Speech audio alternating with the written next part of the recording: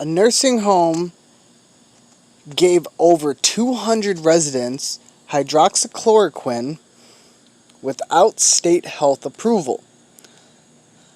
Hydroxychloroquine, the drug President Tiemann has lauded as a game changer for CV19. Despite the lack of evidence showing it can safely or effectively prevent or treat the disease, has made headlines again. This time at a nursing home in Pennsylvania, according to a report released yesterday by the state's Department of Health of Brighton Rehabilitation Centers and Wellness Centers, and Beaver gave 205 out of 435 residents hydroxychloroquine without obtaining approval from the DOH beforehand, says CNN.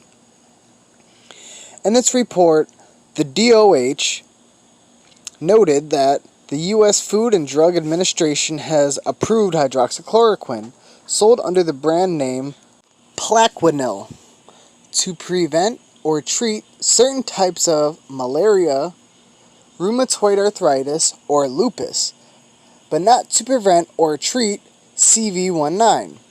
According to CNN, the report also stated that Brighton Center tried to give residents hydroxychloroquine and zinc tablets, issuing them a consistent form that identified the treatment as experimental post-exposure prophylaxis.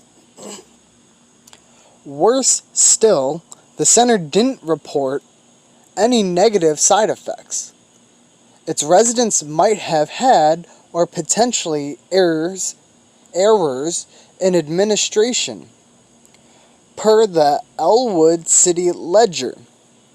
Center officials reportedly didn't think they needed state approval to provide residents with their experimental treatment.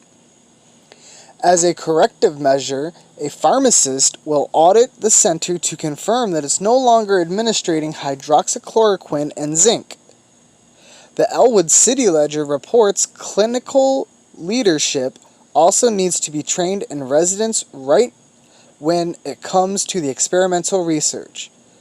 The Brighton Center reported that 332 residents and 113 staff members have tested positive for CV19, and 73 residents have died as of July 28th, making the site one of the worst outbreaks of the disease among long-term care centers in Pennsylvania, per CNN.